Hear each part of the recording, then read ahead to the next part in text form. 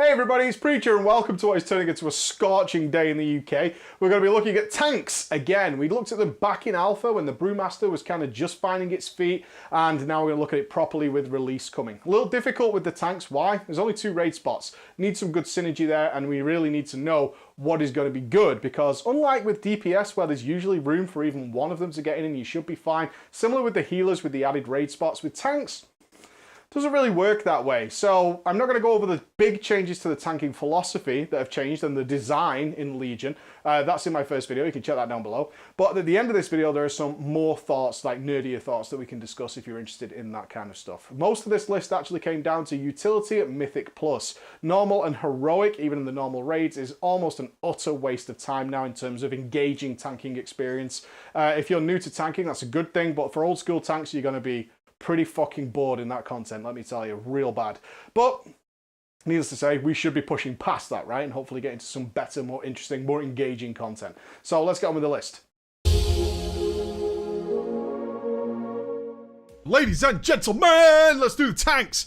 Coming in at the bottom of the barrel with no surprises whatsoever, it is the Paladin. I don't know why I'm talking like that. I'm trying to up my game for you guys. I'm trying to get you excited about this awful spec. Yeah, Paladin. Woo!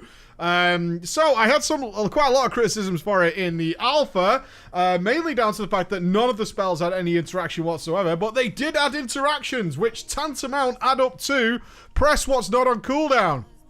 If you want a spec that you absolutely cannot fuck up, which I know many people do, right? Look, call me an elitist prick all you want. I get it every day. All I'm saying is if you want a spec that you fundamentally cannot fuck up in any way and you find tanking to be a very stressful experience, the Paladin is for you. It really is. Where the choices don't matter, all the spells pretty much do exactly the same thing. They even came up with this system of being inside Consecration, which is really hard to do, and then had to come up with talents which meant it doesn't matter if you're in Consecration anymore. It's just funny to me. It's funny that they were like, we need to add something in, because this is what they were like, we need to add something in here. We have like spells that just do damage. They don't do anything. We know that. We're just trying to get them to press things because pressing things is cool. And so they came up with this entire system. It's fucking hilarious. It's almost funny. What I will say though, hey, before you go jumping on my dick, they're really strong in Legion's endgame. They are. They're really solid. When I got playing around with it, Light the Protector with the artifact power is really good. It's a good skill. It works. The whole spec works. And I think that's what you need to take away from this. It works. It's just that I find the gameplay rotten to its very core. It feels like a spec that... I mean, I said this in the first video. If you were to show me this is a spec after like a decade of development, this is where we're at. It's like, dude, this fucking blows.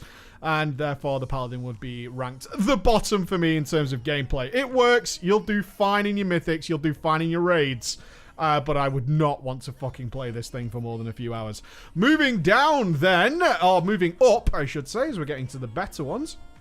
The Tankarugu, the Prot Warrior. Yes, my old main. The Prot Warrior still maintains its number 5 spot, unfortunately. And most of that, look, I'm going to be straightforward honest with you guys. The mobility is great and all that kind of stuff. And it still maintains much of the same gameplay it's had in the past. I fucking hate Ignore Pain. Good God. The big issue I have with the Warrior is the changing of the resource system to Ignore Pain and a super cheap, almost feels like you can do it any single time shield block. And no matter what the situation is, I mean, Ignore Pain just you get more rage, you get more Ignore Pain, right? And that's it. That's the entirety of the full decision-making process. Is, do I have a good Ignore Pain? Press it. If I don't, I can't. And just continue on until I can. And that's pretty much it. That's the Warrior in a nutshell for me.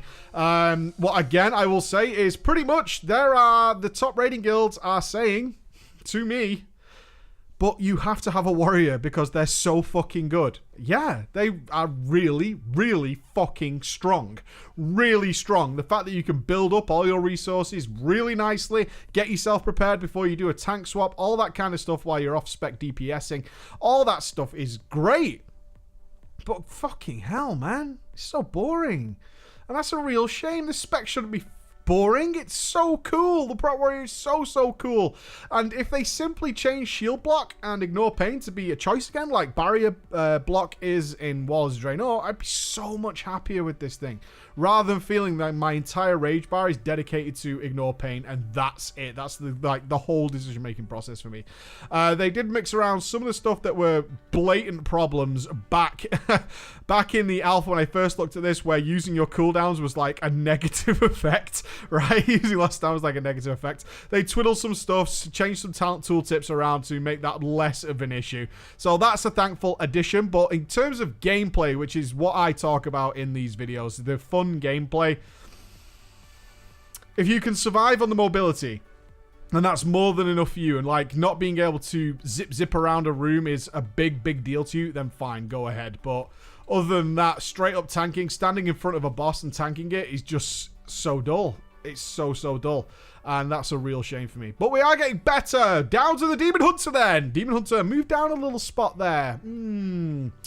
Why? The shuffling of the talents really took a lot of the little fun that I was having with the Demon Hunter out of it, unfortunately. Like moving the AoE grip down to a talent. I know many of you have been playing around with this. I truly wished they had moved the 102 talents to maybe 100, especially for Flame Crash. This spec plays so much better when you've got Flame Crash. And if you're not sure what that is, it's when you do your demonic leap. It actually causes the Sigil of Flames to occur wherever you landed. That speeds up and makes this whole spec so much more flow. It just gives it all that extra fun. And that also, that same tier contains Fell Eruption. And Fell Eruption was a spell I was hoping and praying would actually move into the basic toolkit so that this spec isn't just heavily reliant on that one talent tier to make it interesting. And it does feel that way.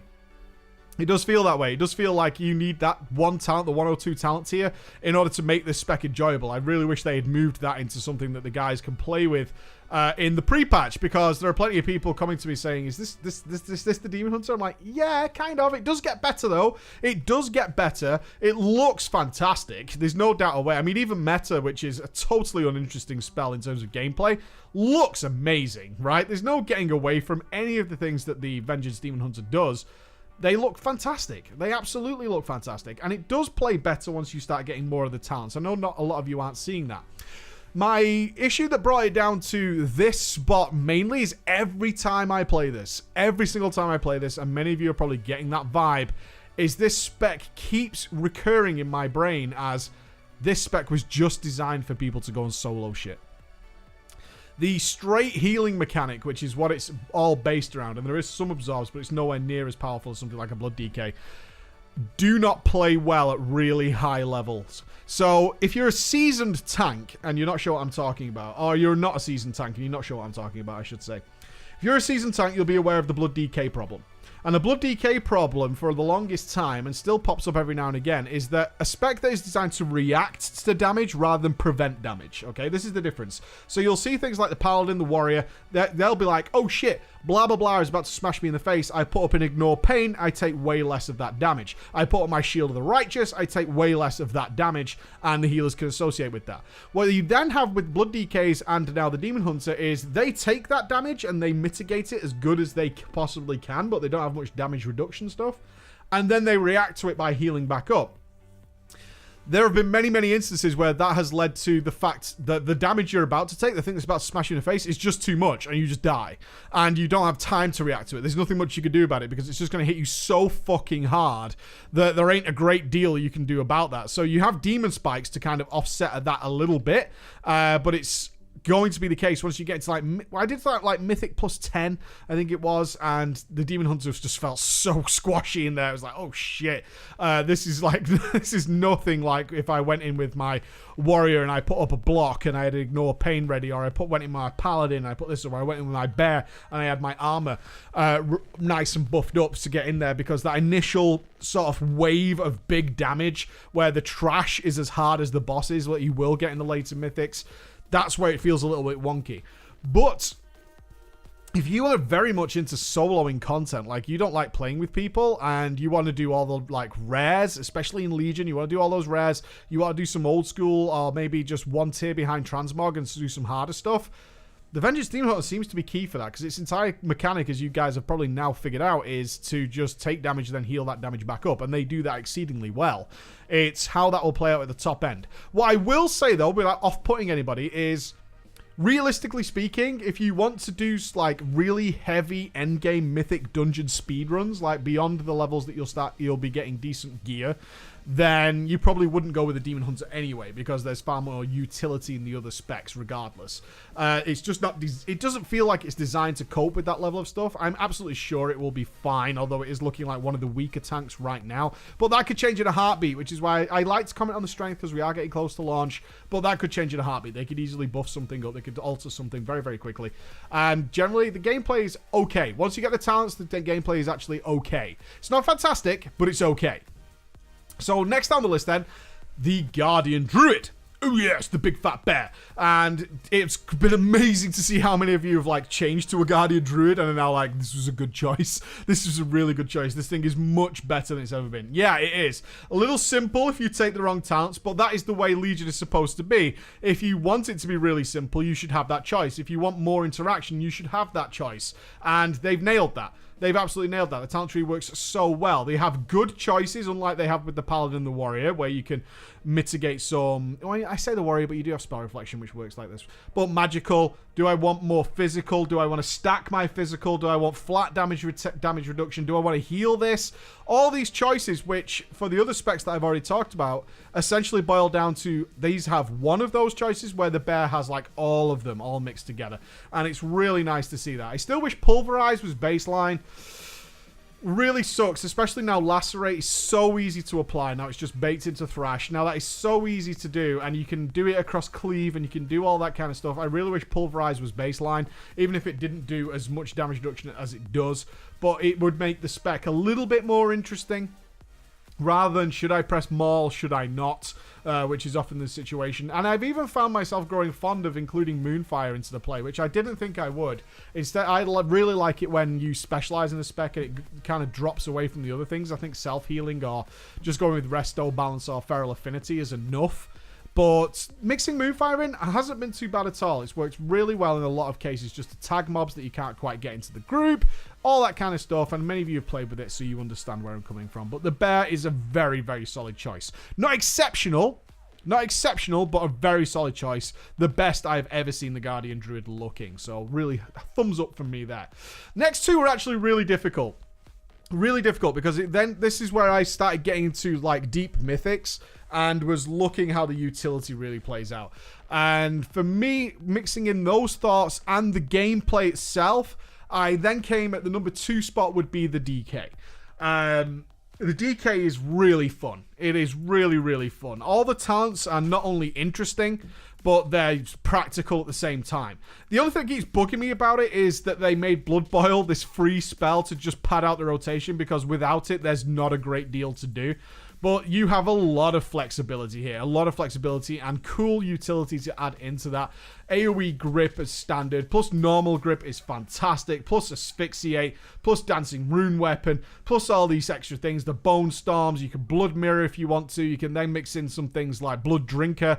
All have different variables. I know many of you are probably looking at guides, but they're pre-patch guides. Yeah, they're pre-patch guides that won't really make too much sense when Legion actually launches, because obviously you're playing without artifact abilities for one, although consumption isn't a great game changer. It's a great spell, which you'll pick up with your More of the Damned. It's a really cool spell, but it won't change up too much, but your stats and the difficulty and the type of content you're doing will switch up, so where you can mix in rune taps, you can mix in other things, and that makes the spec so much more interesting when you add all these extra little cooldowns in to sort of tailor fit your DK to the content you're going to be doing. It works tremendously well. And on top of that, even going a little bit further, it's nice that you still have the reses. Vampiric Blood is such a wonderful, wonderful ability that has so many different uses on a nice short cooldown. And then you can obviously modify that within your talent system as well, which gives you just all these various great choices to pick up with the Blood DK. And the Absorb system doesn't make it into the nightmare situation that you have with the Demon Hunter. I found that in Mythic Plus, Wraithwalk was more than enough. I know plenty of people are worried and concerned about the mobility. The mobility was fine. The only problem I ever really had with the Blood DK compared to the other tanks tanks was the, I forget the name, it's the Odin's Temple, the Halls of Valor might be the name of it. You have to do this huge run backwards and forwards in one section of the instance, and that sucks, although you can cheese it with some teleporting in and out. But that fucking blows as a bloody DK, because you are really slow at that point. There is no getting away from it. You are absolutely the slowest tank where you don't want to be. But that was like one case in one instance. Let's just realistically think about that. One case in one instance where I found the Blood DK to be like, ugh, this sucks. But everything else I was doing was great. Everything else I was doing was absolutely fantastic. And the Blood DK was something I just wanted to keep coming back to and back to and back to. A real shame on my live character, or not my live character, but my beta character actually got bugged out. The one I'd leveled up and couldn't get any of his other artifact weapons, which is a real fucking shame. So I had to re-roll and make that sort of level 100 just to show some footage there.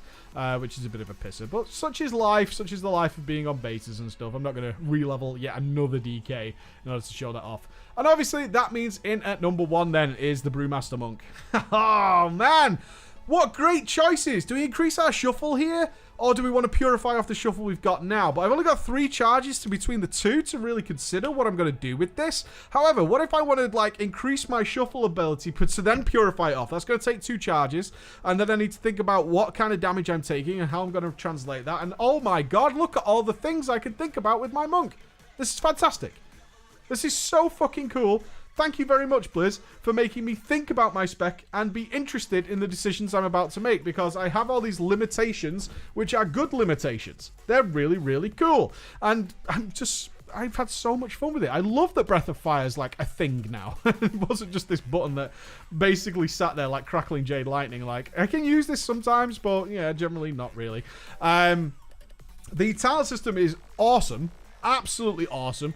How do you want to do your stuns? Load of choices, usual stuff that we've seen for a while. How do you want your movement to be? How do you want to deal with stuff at top end? I will say the real greatness of the Brewmaster compared to the sadness as well is the level 100 tier, which you've no doubt had some time to play with, because unsurprisingly, if you listen to my discussion on Windwalkers, the combo ability Windwalkers have, the mastery, well, the hit combos, where they stagger their abilities to make use of all of them and how much weight that adds to each spell, is something I've been a massive fan of, with no secret and no shame to it whatsoever.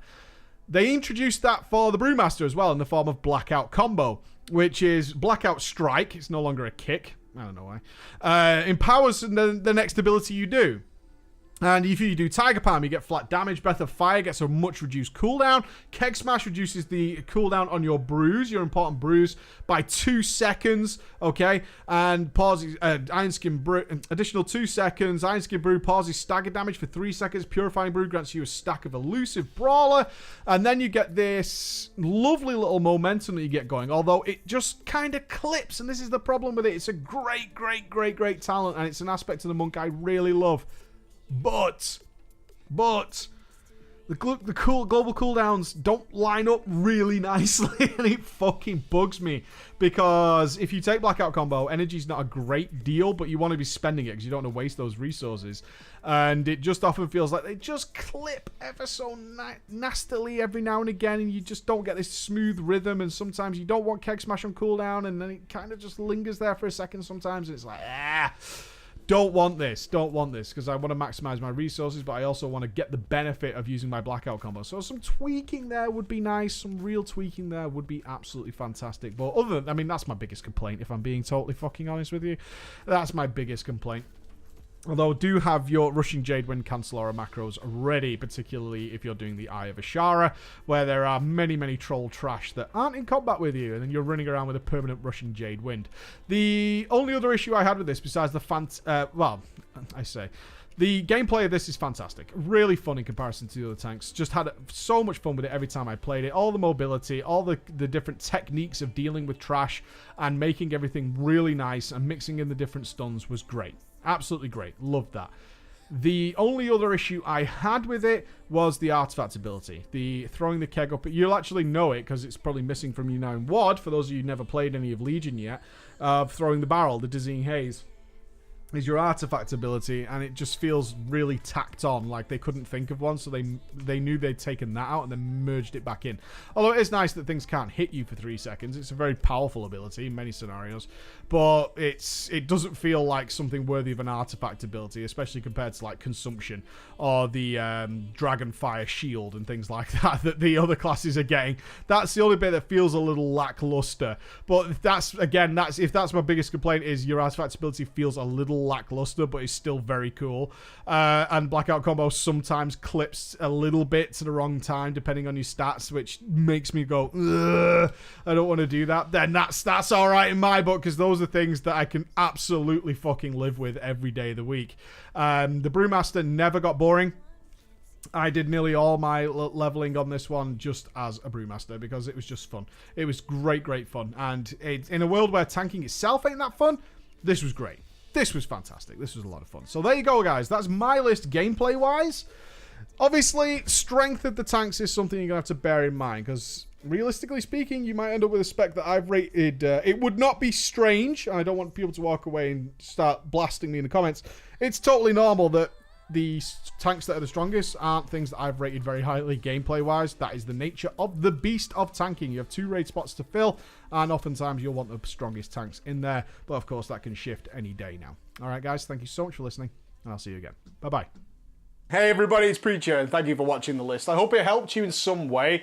I think one thing needs to be really clear is I rated some of what I consider to be the stronger tanks is actually at the bottom as we look at gameplay, and I think that's really important. So it's difficult with the tanks with all those 2 raid spots to say what is the best, because I probably, in a more practical sense, should include the current strength of the tanks in the ranking system. But that can change so quickly and so readily and so be so rebalanced that what you might end up with is a tank that's pretty average, not as good as anything else, but is really boring to play, in my opinion. There are plenty of people who are playing Prot Paladin right now on Warriors and saying I'm absolutely fine with it, and that's cool. But comparing them side by side, I just don't see it in comparison to how the others play. A big factor I did include, though, was utility and mythic utility, which is something you guys are going to have to get used to, especially if you're old school tanks and you've not played Legion yet. They have made it so that normal and heroics are fundamentally pointless as tanks, and it's a really awful experience, generally speaking. What you have is this sort of anti-synergy going on where whatever you do, it doesn't matter. You're not going to die unless you're overwhelmed, right? I mean, you might save a couple of scenarios by doing proper, decent active mitigation, all that kind of stuff, but generally speaking, you can, if you've got a reasonably awake healer because of the new tanking model where healers have far more impact than they ever have for many years, is that you can alt-tab. Once you've got like aggro, you can alt-tab and you barely won't notice the difference whatsoever. I'm happy to report, though, that once you do get up to the higher-end mythics, and hopefully this will be reflected in the rating, is that situation changes somewhat, and you start to have a lot more fun as a tank. A huge amount more fun. But until that point, not much fun, not much learning, a real slog. You do feel, as I said in the first video, like a DPSer who is just having aggro and doing shit DPS. And it really comes down to this mentality, is what is a tank bringing to the table? I mean, what is your purpose? What is it you enjoy about tanking? I think that's a real question you have to ask yourself. It's a question I asked myself and realized that I didn't want to tank anymore. The things that I like about tanking, giving the right answer to the right question, that's what I like in tanking, as well as doing all the things with positioning and stuff, which comes very naturally to me now. That's been taken away for the most part from most of the classes. I have one universal answer with most of the classes that I have now, and sometimes they come in like many different forms, like a paladin, but it's actually the same answer. And you're like, well, I get asked all these different questions, but I only have one answer to give, and it's this one overwhelming, like Ignore Pain feels that way, yeah? Ignore Pain is just the answer. That's what I have as an answer, and it doesn't matter what the game poses to me, I have this answer. Now, there are some specs, like the Brewmaster, like the Blood DK, like the Guardian Druid, that actually do have multiple choices. And then you're going to put them side by classes that don't have multiple choices, have this overwhelming universal answer, and in many ways are actually benefiting from that because they can't make mistakes. It's as simple as that. They can't make mistakes, and that's a very difficult position for me to enjoy. That design is very difficult for me to enjoy. And I think some of you might run into that scenario, but what I want to go away with is something positive, is don't base your final decision, because I know many of you are playing And this is the distinction, isn't it? Many of you are playing Warlords of Draenor right now with the pre-patch versions, and maybe your class is strong, maybe it's weak, and you're having doubts, or you're feeling really confident. But Legion doesn't work like Warlords of Draenor. Pre-patch is like a total Mad Max chaotic time period where nothing makes sense. The game is broken fundamentally from the ground up, and everyone's just kind of spewing and crawling over themselves to get every last scrap of gear they can before all that gear becomes immediately irrelevant as soon as Legion hits. So nothing matters. That's why everything's so nerfed into the ground, because the balance is all over the place. Tanks take more damage, blah, blah, blah, blah. When you get into Legion, though, that's when it actually makes sense. When you've got the artifact powers, when you have the raid styles and the dungeon styles that are designed with the new talent systems and the new tanking philosophy in place. And that's where I'm saying you might start to change your opinion a little bit more. If you're playing a class right now that seems super powerful but a little boring, but you like being super powerful, what you might find when Legion, when the balancing actually makes a lot more sense, is that you're not playing a super powerful class. And in fact, you're now stuck with a pretty average and maybe boring class that you settled on because of pre-patch knowledge. So these are all things I'm going to leave to you. I wish I could be more specific, but those are my reasons that I'm not particularly enjoying tanking right now, is these overwhelming universal answers, and desperately trying to seek classes that don't have that. But they do exist, and they're fucking super fun once you get involved in them, and they do play that way, although they have these weird gimmicks to try and bring them back in line with what the Legion philosophy is, which is everybody should be able to play it. So I hope you have fun with it. I hope you enjoyed the video, and I'll see you again in the next one. All right, guys? Bye-bye.